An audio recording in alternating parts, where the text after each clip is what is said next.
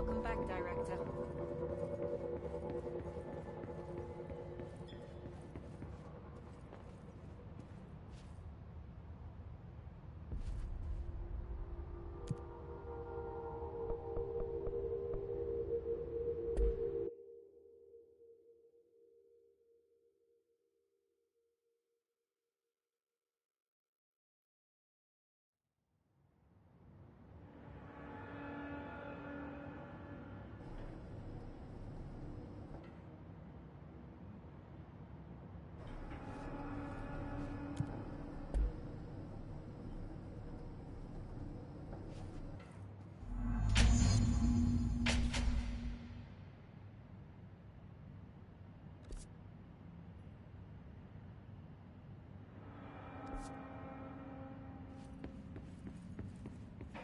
Hello? Anyone here? Guess not.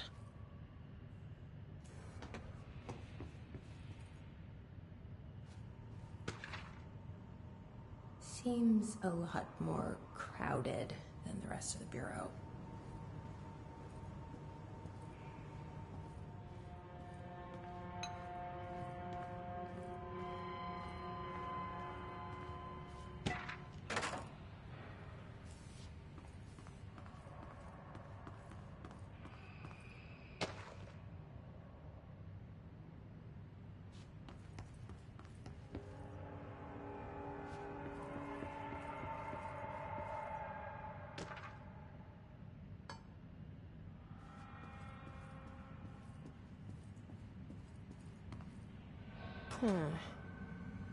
It's not working.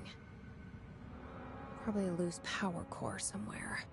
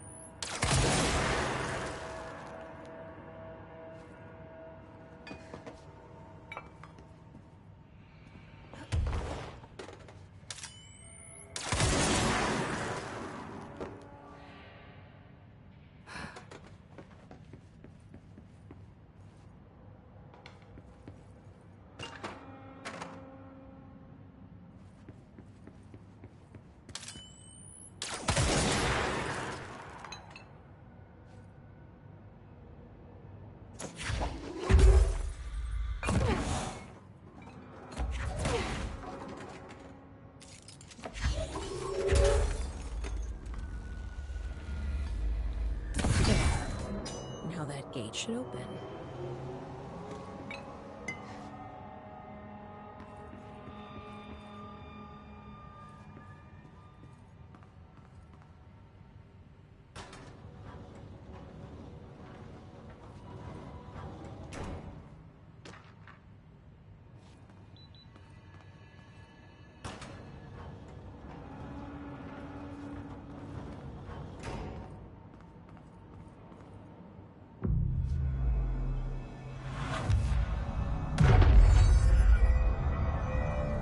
I'm no detective, but something definitely happened here.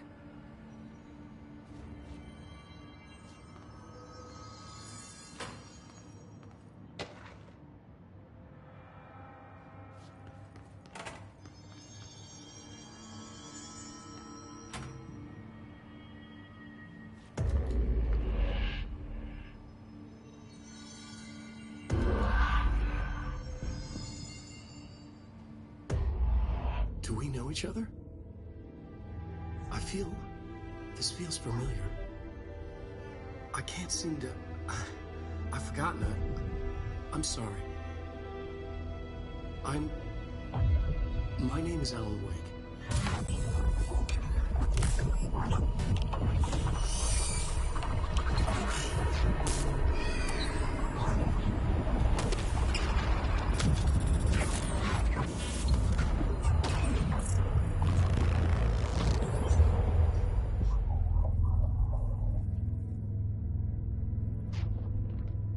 Who are you?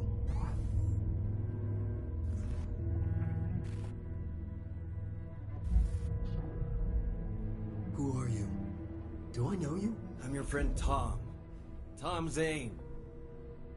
There's nothing to worry about. Tom. The poet. The diver.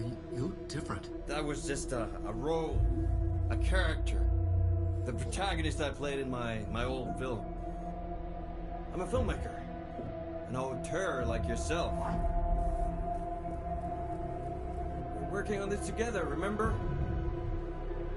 An artistic collaboration.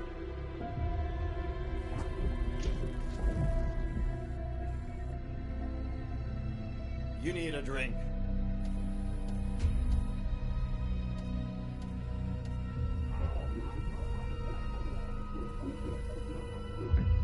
Gibt es.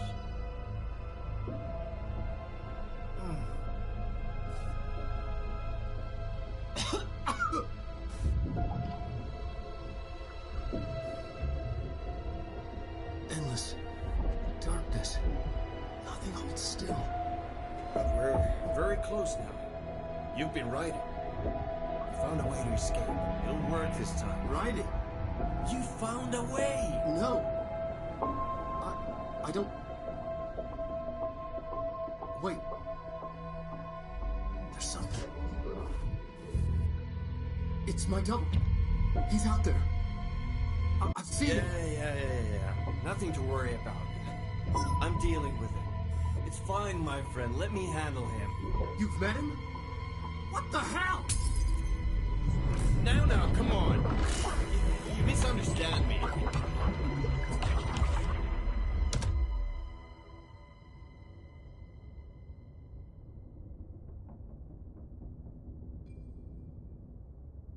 That was Alan Wake, the writer who went missing in that AWE case I read about. What's he doing here? And Thomas Zane was with him. The poet. No, wait. He was a filmmaker. I always remember that wrong.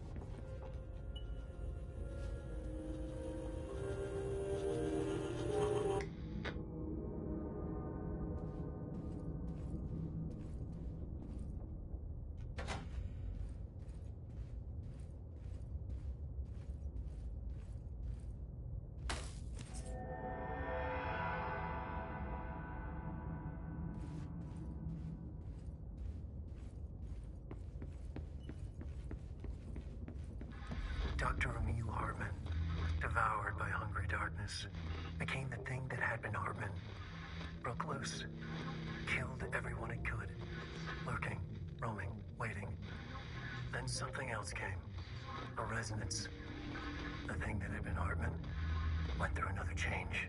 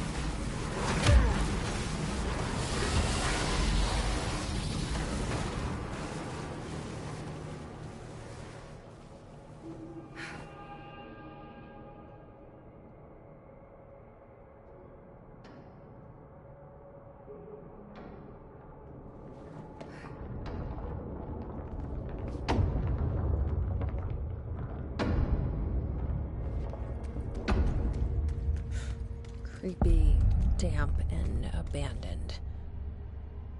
Why did Wake want me to come here?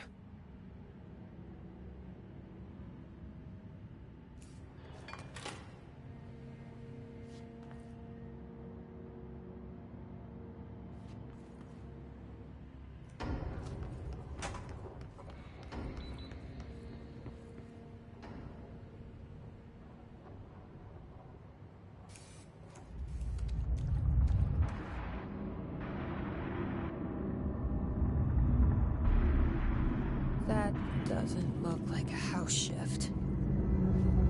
Do I even want to know?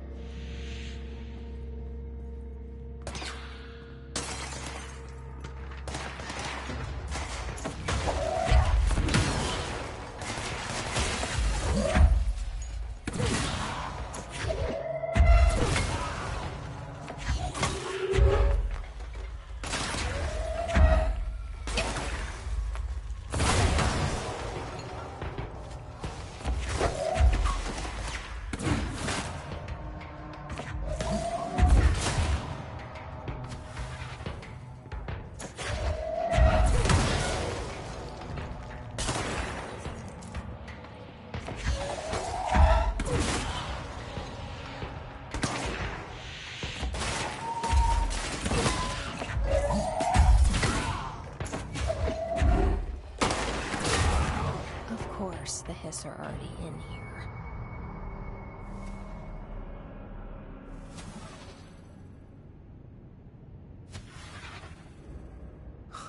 Whoa.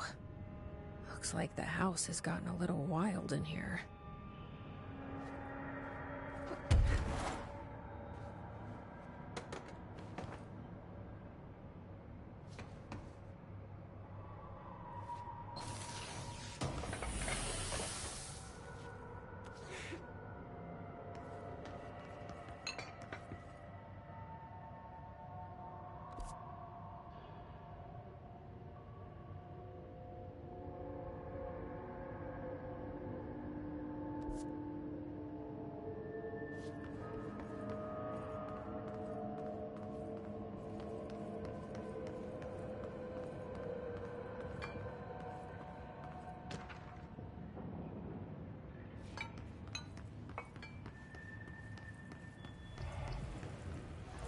this darkness is blocking the door.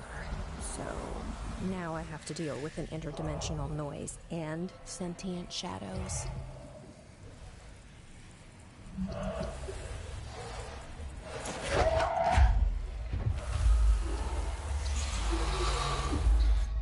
Light burns it away, huh?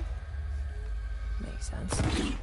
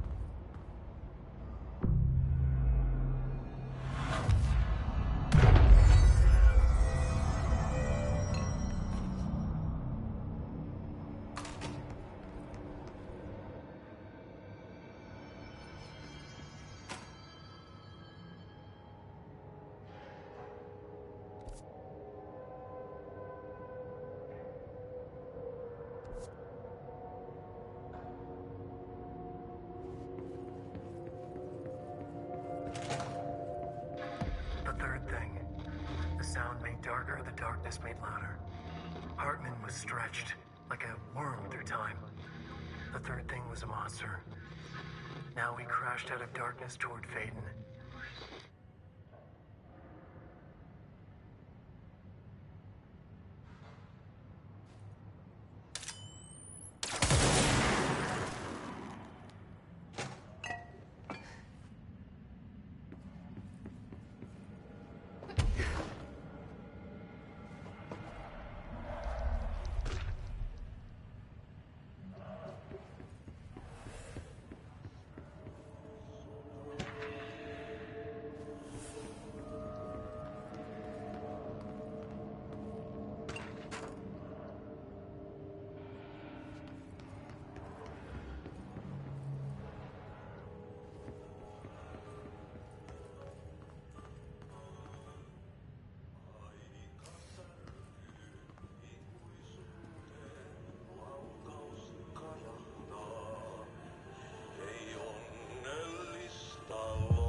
Air in here is getting bad. The vents, they are full of mold shit. It's not good for you. Headache, nausea, cold, depression. How can you tell when you are already? Teillä home. Kysyn, saatiin pääsä eren. Darkness everywhere. New day, same old bloody city. Like dark but good for nothing. Get rid of it. Trials are real. Tough time standing up. Lighten them up. Ah, more plants. All right, let's go make some new friends.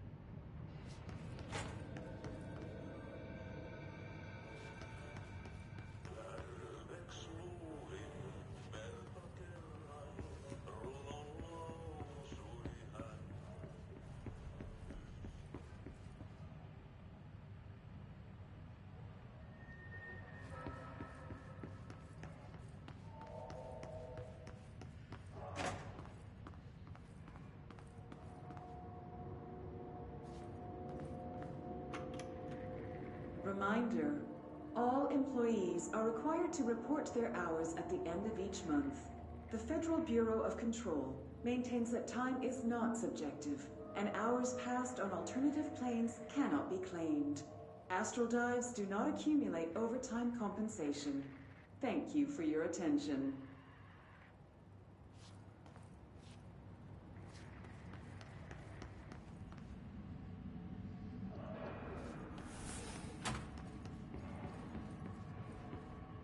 Agent Fisher, day 6 inside the motel.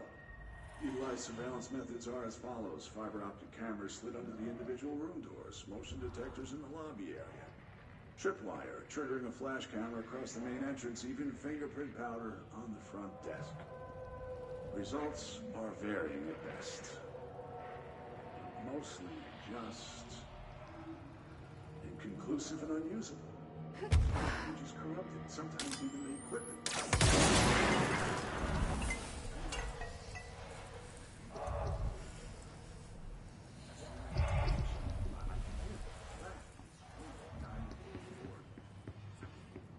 Going big multiple times a day, but when I look, there's no one there. I know I'm supposed to stay inside that. Closing just before I can catch even a glimpse of anyone or anything. Whoever they are, I think. Wait, shh.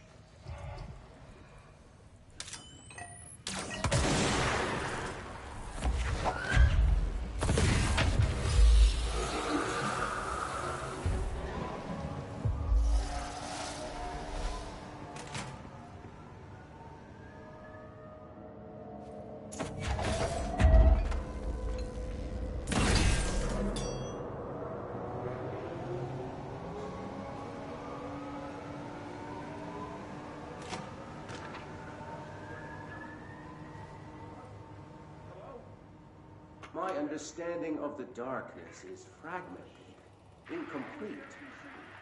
This abyss, this void, it very much does not wish to be understood. If light symbolizes knowledge, then it stands to reason that darkness would equate to ignorance. By its very nature, it abhors comprehension. Of course, my own nature drives me to comprehend all. We are opposing forces, destined to collide. And given this conflict of natures, we know that the light of truth will burn away the darkness, both figuratively and literally. Any significant light source can be used as protection, even weaponry against this metaphysical gloom. And then there are the artists. I know for a fact that Tom, Wake, the Anderson brothers, and Lane all had some involvement with the darkness. The question is whether their uncanny ability to affect reality through their art beckons the darkness, or did their work perhaps even create it? With Wake now secure in my lodge, I expect I shall grow closer to learning the answers to these questions. Assuming he cooperates, which is proving quite the challenge. Well, perseverance is the foundation of knowledge. Speaking of, I must be off on my rounds.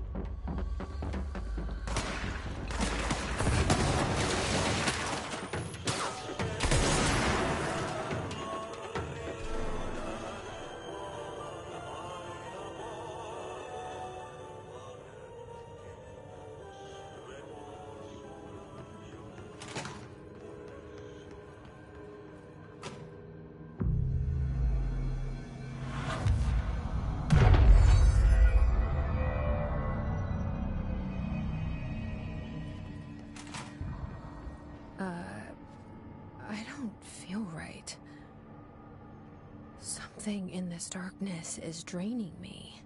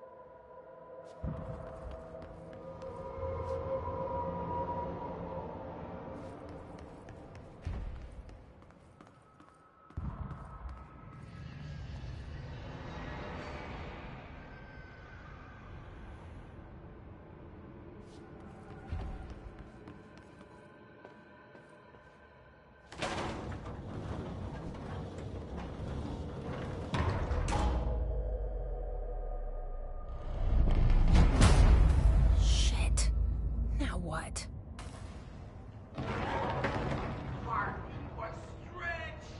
What is that? Empowered by hungry darkness. Come on, elevator, time to go! Doctor, you was desperate.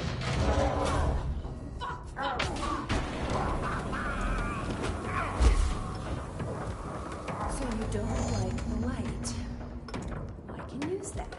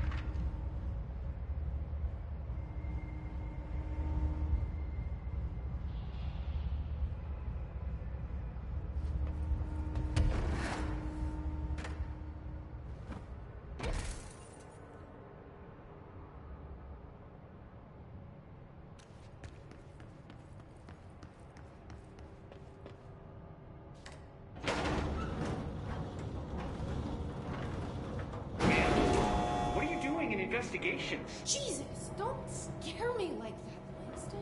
If you're talking right now, I can't hear you. It's a one-way system. Try to find an intercom.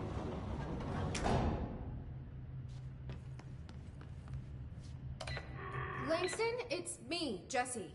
I know. I can see you on the monitors.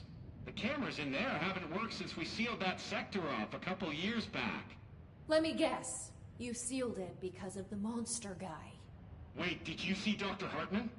Jesus, I really wish you hadn't opened that fire break. Okay, listen, you need to find Hartman and kill him before he gets out into the Bureau. That thing is a person? He was a person. We brought him here to study after he was, altered in an AWE. I forget the medical word for what happened, but now light physically hurts him. Do you have a flashlight? No. A lantern? Headlamp? Oh yeah, flare gun. Oh, Christmas lights. You could wrap them around your... I don't have any of those, Langston. Shit. Okay, well, I'm sure you'll think of something. I'll keep an eye on you from the Panopticon. This is kind of exciting, right? Maybe from where you're standing. Right, okay. Well, break a leg. Oh, why did I say that? Okay, this Hartman thing can't have gotten very far. Let's go flush him out. Langston was right. This is kind of exciting. It's just nice to have someone to talk to, you know? Ever since I got put in charge of the Panopticon, people treat me different, like I'm crazy for wanting to work with altered items. People just don't understand the altered items like I do, you know? I don't want to brag, but it does take a very empathetic mind to connect with the items. Still, I don't know why people are making it so personal. Right. I mean, the teams in research handle paranatural materials every day, and no one thinks they're weird.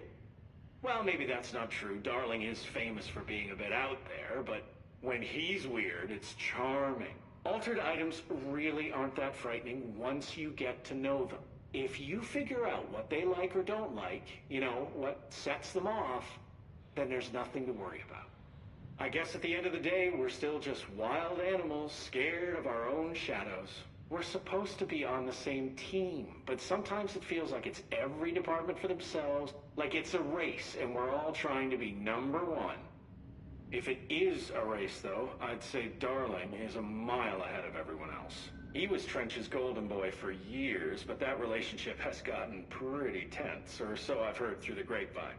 Not that I spread rumors, just, you know, people talk. Not me, though. I keep my nose to the grind. Too much work to do to focus on those kinds of things. I need to stay focused so I can get my work done and get home to feed Alfred. He's of course, just gonna talk forever, can't always isn't make he? it home for mealtime, so I have my neighbor check in on Alfred at 7 o'clock if I'm not back yet. She's very nice. Her name is Maria. She's older. She came to New York in the 50s to attend school and has been here ever since. She has a couple of kids. I met them at Thanksgiving. Big family. Very nice people. Anyway, she has a key to my apartment, and she gives Alfred his dinner if I'm not home. I'm gonna have to buy her a nice fruit arrangement as a thank you after this. I'm missing a lot of Alfred's meal times. She's probably gonna have to go to the store for more wet food. I'll have to remember to pay her back. Hold on, let me make a note. Pay back Maria for Alfred's food. Okay. Oh, one more thing. And buy her a fruit arrangement. All right, done. Are you a cat person? I don't think I ever asked. You seem like one, though. You'd like Alfred. He's very proper. Really carries himself well, you know? I named him after my favorite poet. Felt like a good fit. I got Alfred just before Sylvia died when I was at the... You know, I don't really remember where I got Alfred from. But, boy, those two did not get along. Oh, no.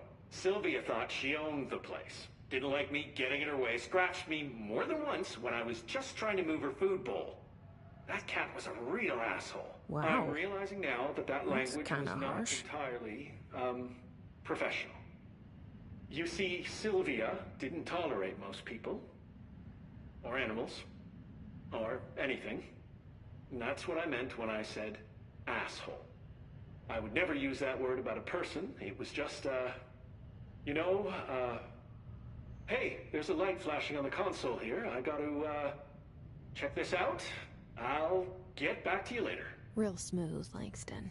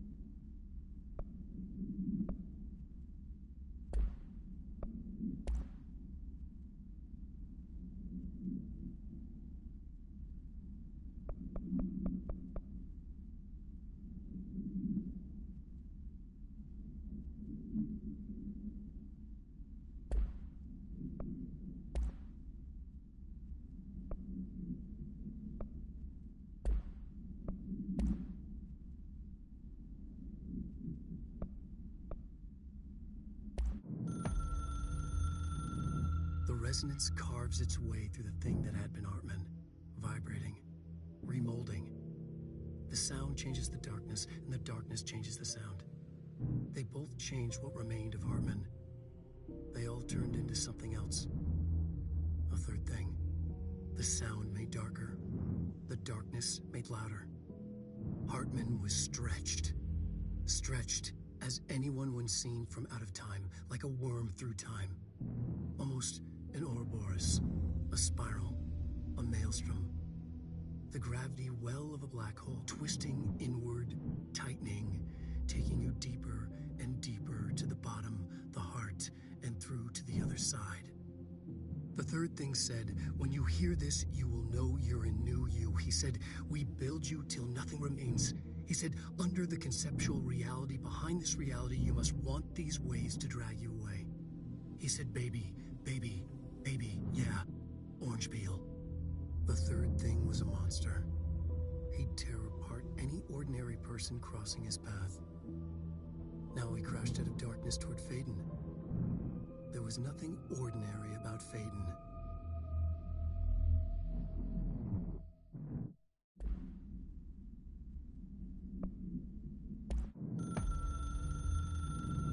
Dr. Emil Hartman was desperate.